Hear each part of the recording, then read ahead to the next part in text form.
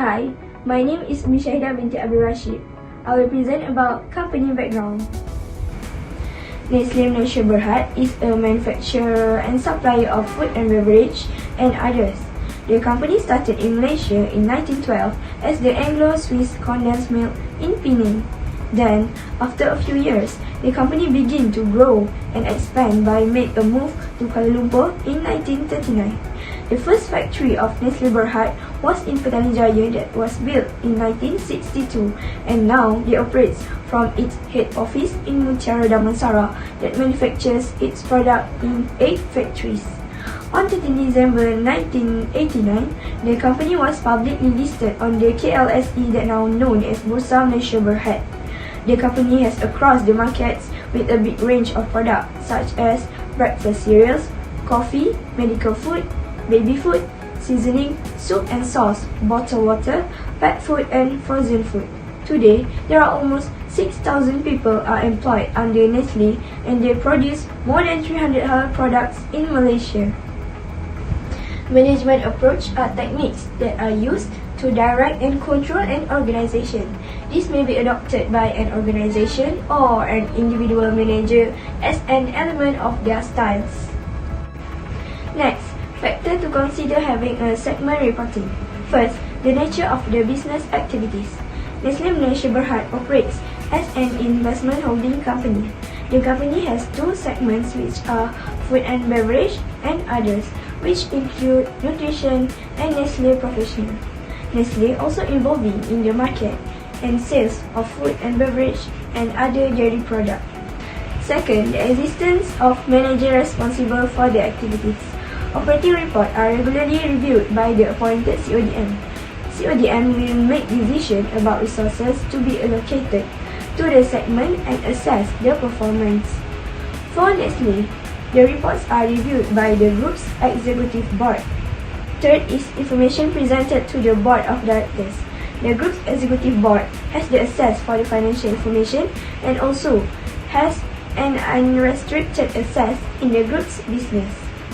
Performance is measured based on the segment reporting profit. Such information is the most relevant in evaluating the results of the segments that operate within the group. Next, types of segment. First is demographic. Nestle client segmentation is based on age, gender, income, and educational attainment. Nestle never provides the same product to people of various age. For example, they provide Milo for youngsters and coffee for adults. Second is psychographic. Nestle divides its goods into categories depending on personality and lifestyle. Nestle KitKat, for instance, whereas Nescafe 3-in-1 is for someone who doesn't have time for breakfast. Third is geographical. The Nescafe ice market has been categorized based on whether the weather is warm, cool or hot. They also take into account the country region, the rural area and the global region. Next, the Chief of Decision Maker, CODM, is not necessarily a manager with a specific title, but it identifies as a function. That function is to distribute the resources and evaluate the performance of the entity's operating segment. It is often that an entity's CODM is its Chief Executive Officer or the Chief Operating Officer. However, it may also be a group of executive directors or others. In the case of Nestle Berhad, the CODM of the company is the group's executive board. They are responsible to make decisions regarding the allocation of resources to the segment and to evaluate its performance and for which discrete financial information is available. Next, responsibilities of the Chief of Decision Making. First is setting and executing organizational strategy. Decisions about new product lines, generating or maintaining competitive advantage, potential new markets, and mitigating risks or seizing and opportunities all fall under the purview of the CEO. Second is making capital allocation decisions. While division and departmental managers may be responsible for managing their respective budget, the responsibility for setting and managing the organization's overall budget in order to effectively execute strategic initiatives ultimately falls upon the CEO.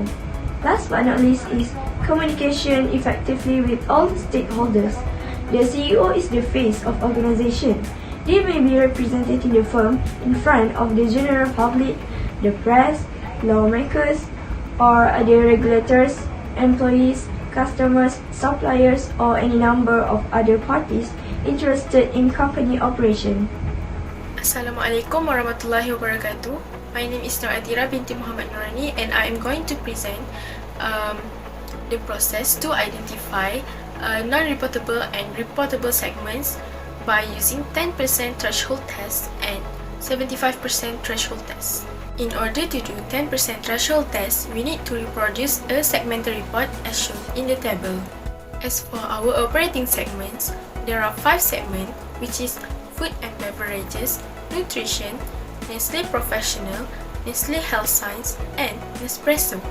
However, not all of these operating segments are required to be reported. Operating segments are reportable segments when it exceeds the quantitative 10% threshold test. It based on revenue basis, profit basis, or asset basis. As for our reportable segment, we have chosen revenue basis for our quantitative 10% threshold test. As you can see at the table shown that the reportable segments and non-reportable segments. For each segment, we use the total of external and internal revenue and will be divided by total revenue of operating segments and times with 100%. If the result is more than 10%, the segment will be categorized as reportable segment. Meanwhile, if the result is below than 10%, the segment will be identified as non-reportable segment. So, as for our operating segment, food and beverages, Nestle Professional, Nestle Health Science, and Nespresso are exceed 10%, so it is qualified as reportable segment. However, as for nutrition, it is below than 10%, so it will be identified as non-reportable segment. After identifying reportable segments, the company need to ensure that the total external revenue attributable to those reportable segments is at least 75% of the entity's total revenue. When the 75% threshold is not met, additional reportable segments should be identified even if they do not meet the 10% thresholds until at least 75% of the entity's total external revenue is included in its reportable segments. As per the tests that have been conducted, it is more than 75%, which is 94.21%. So, the segments will remain as reportable segments, and therefore, there will be no additional segments needed. Here is the new segmental report of Nestle Malaysia Berhad. As shown in the table, there are 5 operating segments, which are food and beverages, Nestle Professional, Nestle Health Science, Nespresso, and others. Under other segment is included nutrition.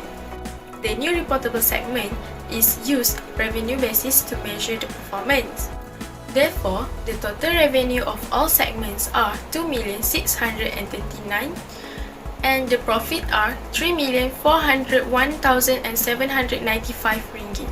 These are the comparison between the new segmental report and the original segmental report.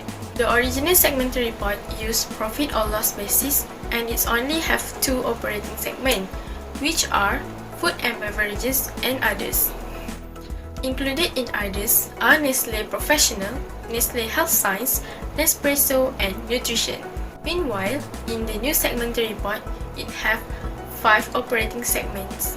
For the conclusion, I will be presenting about advantages and disadvantages of segment reporting. First is transparency and better insights. It is better to evaluate the sustainability and growth of a company and monitor the performance of the management. Second, better predictor of profitability. It enables users of financial statements to be better able to predict the future profitability of an organization, particularly where segments are involved in diverse activities. Next is disadvantages of segment reporting. First, emphasis on the present. Segment reporting can place too much of a focus on short-term numbers.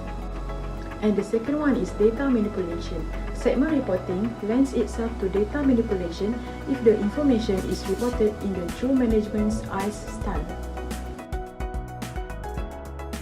For basis of preparation of the interim report, the discrete technique is used by the company as the basis for preparing the interim report under Mfrs 134 interim financial reporting. Second, each interim period should be considered a separate accounting period from the annual cycle.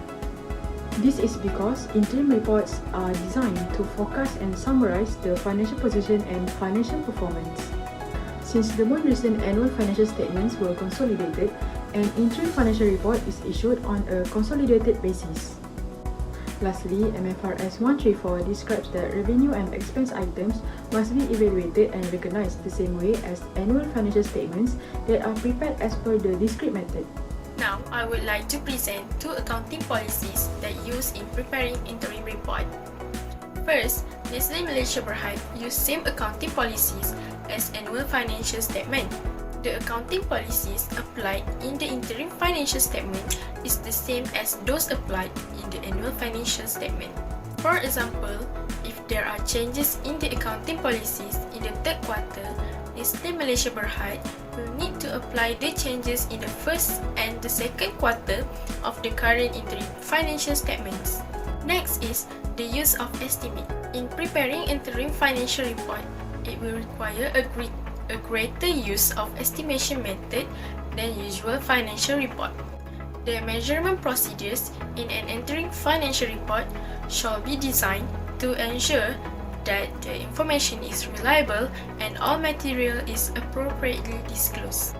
Nestle Malaysia Berhad use estimates in their accounting policies in arriving at measurement of recoverable amount of CGU for goodwill impairment test, determining the list term of contracts with renewal and termination option, and measurement of ECL.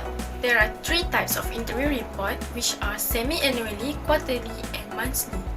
Nestle Malaysia Berhad prepare its interim report based on quarterly basis.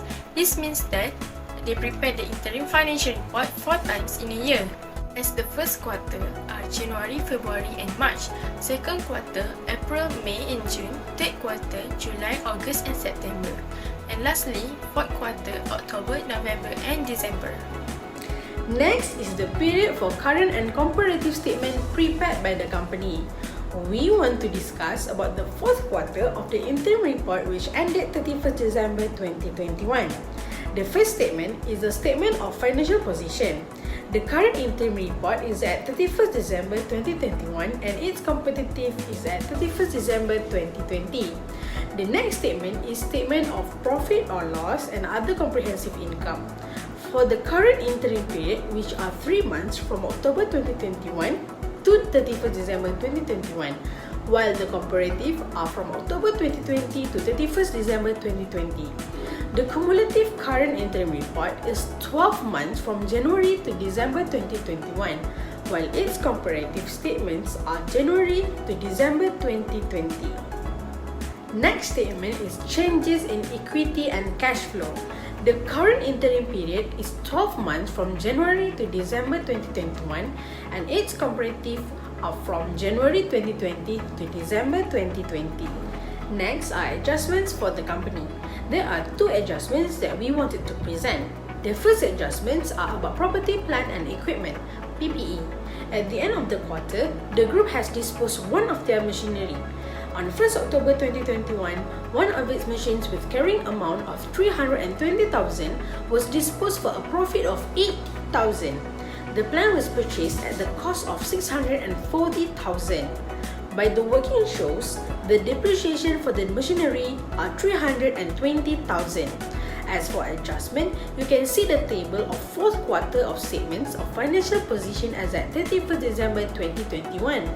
The amount of PPE before the adjustment are 1,534,268 ringgit. After the adjustment, the PPE are amounted to 1,533,308. Next, the second adjustment or issuing new shares. On 1st October 2021, the company issued 1,520,000 units of new ordinary shares amounting to 1 ringgit per unit to increase their financial. Because of the new ordinary shares issued, the table shows the shares capital before and after the adjustment been made. Before the issuance, the share capital as at 31st December 2021 are 267,500 ringgit. After the issuance, the share capital increased to 269,020 at the end of the year.